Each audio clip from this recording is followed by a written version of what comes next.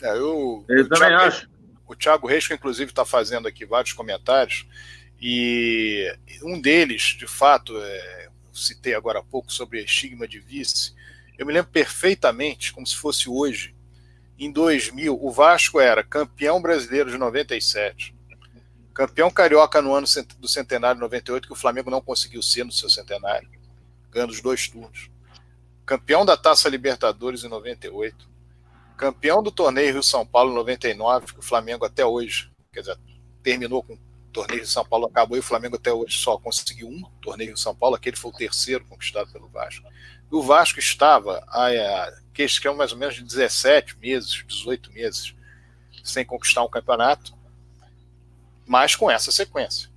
E aí foi feita uma reportagem no Globo, que saiu, se não me engano, no próprio jornal Globo, foi uma coisa que saiu do jornal Globo, foi para a Rede Globo, para falar dos vice-campeonatos que o Vasco tinha naquele momento, ou seja, entre 98, eles colocam, o Vasco ganhou o torneio São Paulo em 99, mas em 98 ele foi vice-campeão da Copa Toyota, ele foi vice-campeão da Copa Interamericana, em 99 ele foi vice-campeão carioca, depois ele foi vice-campeão do Mundial, vice-campeão do torneio São Paulo, vice-campeão carioca de novo, então que aquilo ali era um desastre para o Vasco.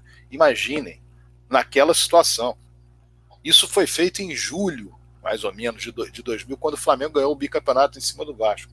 Só que, para entendermos como a mídia age, vamos entender. E qual era a situação do Flamengo? O Flamengo fora campeão carioca em 1991 e campeão brasileiro em 1992. Aí o Flamengo, em 1992, foi vice-campeão carioca. Em 1993, foi vice-campeão da Supercopa Libertadores. Em 1994 foi vice-campeão carioca. Em 1995 foi vice-campeão carioca. Ganhou o campeonato de 96. Em 1997 foi vice-campeão do torneio Rio São Paulo, vice-campeão da Copa do Brasil. Em 98 foi vice-campeão carioca. Em 95, esqueci de lembrar também, lembrando agora, foi vice-campeão da Supercopa Libertadores. Quer dizer, qual era a situação do Flamengo? O Flamengo era o protótipo do conquistador de vices. Eu estou falando aqui, falei claramente. Peguei aqui 7 anos do Flamengo, era o protótipo. Como o Flamengo ganhou 2 campeonatos estaduais, passou, não, agora... Então, essa forma de raciocinar, o torcedor do Vasco, ele tem que ter ciência que é assim que funciona. As coisas que são ditas ou foram ditas ao longo dos anos, e que muitos torcedores do Vasco refutaram, o jogo contra o Flamengo é um campeonato à parte, o Vasco tem que jogar contra o Flamengo. Por que isso é feito? O Vasco, as pessoas que disseram isso, elas não sabem que o campeonato tem 12 clubes, 20 clubes. As pessoas não sabem que o Vasco tem que ganhar de outros. Claro que sabem. Mas elas sabem perfeitamente que o peso de você ter um bom aproveitamento contra o Flamengo, primeiro que atrapalha a vida do Flamengo. Não diga que não atrapalha, que atrapalha. Segundo, coloca o Vasco num patamar de igualdade com o Flamengo, de superioridade em relação ao Flamengo, que só é positivo para o Vasco. Quem fica com essa bobagem de achar que isso não vale nada, está dando murro em ponta de faca. O que não pode é a situação que o Vasco vive hoje. O Vasco jogou contra o Flamengo de 2018 para cá, não ganhou um jogo, ganhou uma partida. Entre 2015 e 2017, embora 2017 não tenha vencido também, entre 2015 e 2017 o Vasco ganhou 6 vezes do Flamengo em jogos oficiais, perdeu 3. Mudou completamente a lógica. O que o Flamengo ganhou, o que o Vasco ganhou entre 2015 e 2017? É simples. O Vasco em 2015 foi campeão carioca, em 2016 campeão carioca, em 2017 o Flamengo foi campeão carioca. Foi importante o Vasco ter essa diferença em relação ao Flamengo? Claro que foi. Ganhou mais títulos, ganhou mais jogos, ganhou mais taças. Achar que isso é uma coisa que não tem que se preocupar é uma grande bobagem. E a outra grande bobagem é imaginar que essas coisas acontecem em relação ao Flamengo à toa. É imaginar que quando a mídia vai colocar uma coisa como fez no passado, lá entre 2000 para 2001, aquela perseguição, que aquilo não é uma perseguição contra o Vasco, aquilo aconteceria contra qualquer um. Observem o comparativo. O Vasco, no final de 2000, não aceitou jogar partidas encavaladas pelo Campeonato Brasileiro e pela Mercosul. Com isso, criou uma briga com a Rede Globo, que tinha na sua grade de fim de ano horários já pré-determinados, com patrocinadores, etc., que tiveram que ser modificados para que os jogos do Vasco fossem transmitidos. Aquilo, evidentemente, trouxe prejuízo para a Rede Globo e para o Vasco trouxe o benefício, inclusive, da conquista da Mercosul no dia 20 de dezembro. Porque o Vasco ele teria que fazer uma sequência, lembrem disso, o Vasco jogou terça-feira, segunda partida decisiva contra o Palmeiras para a Mercosul. Perdeu o jogo, portanto teria um terceiro jogo. A tabela mandava o Vasco jogar. Depois da terça-feira, o Vasco jogaria na quinta, a primeira partida da semifinal contra o Cruzeiro. No sábado, a segunda partida da semifinal contra o Cruzeiro. Na terça-feira, a terceira partida contra o Palmeiras da Copa Mercosul, a finalíssima. Na quinta, o primeiro jogo contra o São Caetano. E no sábado, o primeiro jogo contra o São Caetano. A possibilidade do Vasco ganhar os campeonatos era zero. O Vasco teria jogos, no espaço de 8 dias, teriam 5 jogos. Se você considerar a quinta e considerar o sábado, no caso, 9 dias, teria 5 jogos. É claro que o Vasco não ia conseguir. Então o Vasco brigou com a Rede Globo.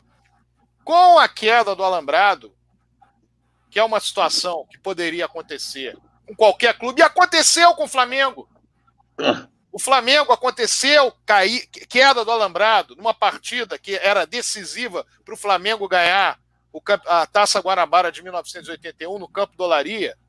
E o que se falou foi de festa. O Flamengo ganhou o jogo por 3-0, houve jogo que se falou foi de festa. Posteriormente, em 92, caiu o alambrado do Maracanã no lado da torcida do Flamengo. E morreu gente. Flamengo, Botafogo. Morreu gente, houve jogo. E ninguém falou disso. O que fizeram em 2000 no alambrado, na queda do alambrado do jogo do Vasco, com a segurança dizendo que podia ter jogo, a interferência do governador do estado dizendo para não ter jogo, após o show de mídia dado pela Globo contra o Vasco, naquele período, depois a edição de imagens posterior ao jogo, a tentativa de dar o título ao São Caetano, a tentativa de menosprezar São Januário, dizer que São Januário não tinha capacidade para ter jogos. 5 anos depois, a decisão da Copa do Brasil, Fluminense e Paulista de Jundiaí, foi em São Januário.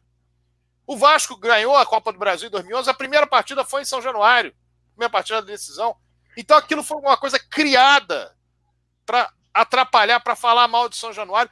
E a atitude do Vasco de dar uma resposta para a Globo, naquele episódio da camisa lá do SBT, aquilo foi uma coisa criativa, não trouxe prejuízo em termos de o SBT não se sentiu prejudicado. Quem teve prejuízo foi a Globo de mostrar as imagens, mas aquilo era uma resposta do Vasco à Rede Globo. E como é que a torcida do Vasco encara essa resposta do Vasco? No primeiro momento, dizendo, não, isso aqui é ótimo. 6 meses depois, achando que foi a pior coisa do mundo.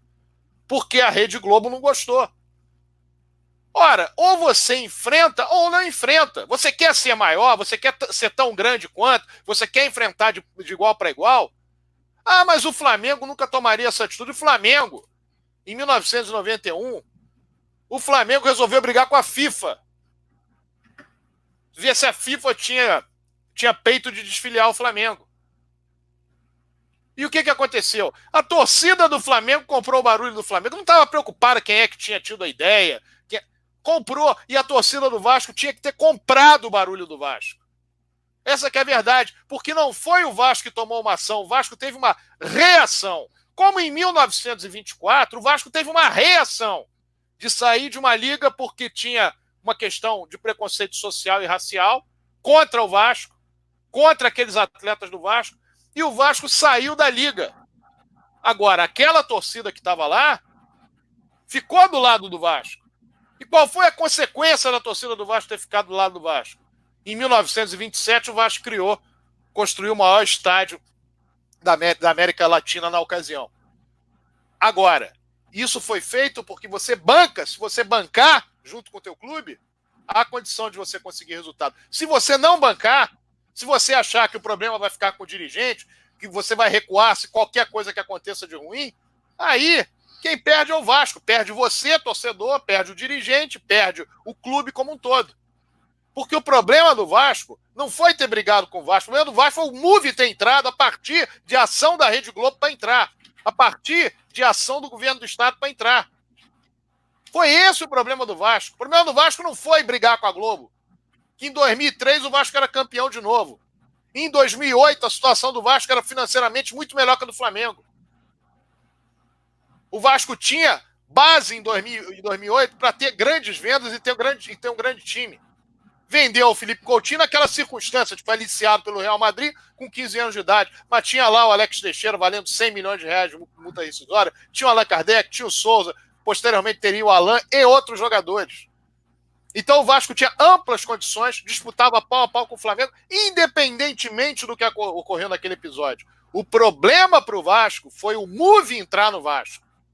Claro que ele entra no Vasco a partir de todo um trabalho feito, não só pela Rede Globo, como boa parte da mídia, a partir daquele episódio. Porque um executivo da Globo chegou, inclusive, a dizer para o jornal Meia e Mensagem que a estratégia da Rede Globo era de criar um torniquete financeiro, fazer o Vasco experimentar um torniquete financeiro, porque o Vasco havia pedido empréstimos para a Globo, como todos os clubes grandes haviam pedido, mas que o Vasco não teria moleza, e o Vasco não teria a condição de antecipar mais cotas. Com isso, o Vasco seria ferido, aplicar-se-ia um torniquete financeiro sobre o clube, e qual era a consequência disso? A consequência é que o Vasco ia perder, que o seu dirigente ia ficar enfraquecido e que sua torcida ia ficar contra o dirigente. Ele disse isso antes. Como é que a torcida do Vasco, ela não percebeu que se aquilo era uma manobra da Globo contra o Vasco, que ela tinha que estar do outro lado, independentemente dos resultados eventuais do futebol? Então esse foi o grande problema. Ela pode achar que isso é um absurdo que foi dito pela Globo, mas ela ficou do lado da Globo. Ela entendeu que o Vasco deveria seguir esse caminho que a Globo queria. E deu no que deu. Essa que é a realidade. A discussão que se tem com relação ao Eurico Miranda, com relação àquilo que ele fez nesse período todo, se dá porque o Vasco, a torcida do Vasco, ficou do lado de quem ela diz que não serve para o Vasco.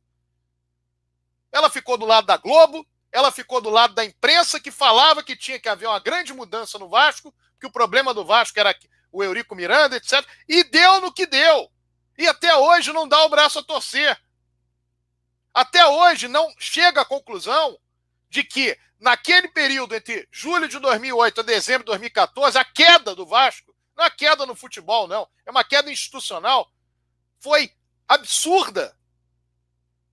Inenarrável. O Vasco passou de um clube de primeiríssima linha a um clube que tinha 2 rebaixamentos, a um clube que tinha uma dívida praticamente triplicada daquele valor que fora deixado em 2008, sem credibilidade nenhuma, não metendo medo a ninguém e jogando 22 vezes com o Flamengo, ganhando 3.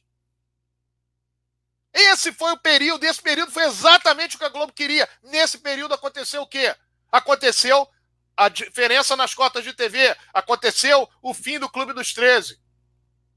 Tudo que você imaginar da história recente do Vasco que aconteceu a partir daquela manifestação que levou o Move ao poder, trouxe como consequência tudo que nós vimos hoje.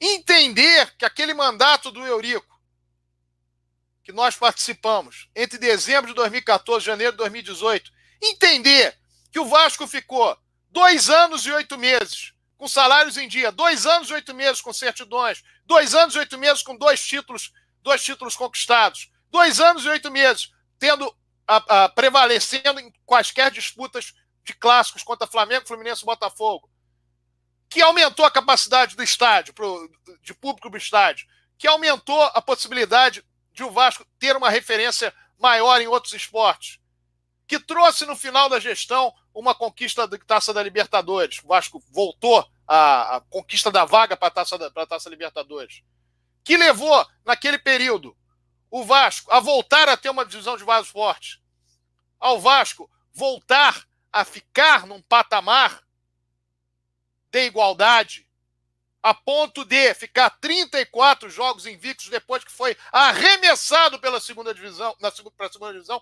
pela arbitragem. Ficar 34 jogos invictos, ganhar um campeonato invicto que não ganhava desde 1992, um bicampeonato que não ganhava desde 1993, entender que isso é ruim, que isso é insuficiente, que isso não tem o menor valor, que o problema são os meses de setembro a dezembro, que ali é que se define. Mesmo nesse período, foi o período que o Vasco foi para a Libertadores. Um clube que deixou uma joia de 30 milhões de euros para ser negociada 90 dias depois da gestão seguinte chegar, e não reconhecer isso, não reconhecer que foi um belo trabalho diante de todas aquelas circunstâncias, ficar dando murro em ponta de faca, querer tratar essa gestão do Vasco como ela não lambe a sola do sapato da gestão anterior. Não lambe a sola do sapato. Não tem capacidade para lamber a sola do sapato da gestão anterior. Fica claro, ficou claro? Não tem a capacidade de lamber a sola do sapato da gestão anterior. E quando eu digo isso, eu quero dizer o seguinte, porque está muito abaixo da sola do sapato da gestão anterior. E isso é nítido, é claro, é óbvio. É só ver a performance esportiva, é ver o que foi feito com os outros esportes, é ver a questão relacionada aos salários, é ver a questão relacionada a demissões e inúmeras execuções sofridas pelo clube, ao descumprimento de acordos, a tudo aquilo que se vê em relação ao Vasco, em relação à atualidade do Vasco. Isso precisa ser absolutamente exposto e claro. Porque não é, porque as pessoas continuam dizendo a mesma coisa, as mesmas bobagens. Então, que a torcida do Vasco compre o barulho do Vasco. E se alguém representar o Vasco fazendo esse trabalho, que ela tenha por essa pessoa o devido reconhecimento. E não apenas a cobrança e um refutar que é oriundo de onde? Da imprensa. Que é oriundo dos torcedores dos outros clubes. Porque seria ótimo se os torcedores do Flamengo, Fluminense, Botafogo, o Paulo Eurico era ótimo, é tão bonzinho, a gente sempre batia no Vasco, o Flamengo terminou com amplo número de vitórias, ganhamos muito mais títulos, seria ótimo, mas não é verdade. Todos eles têm bronca.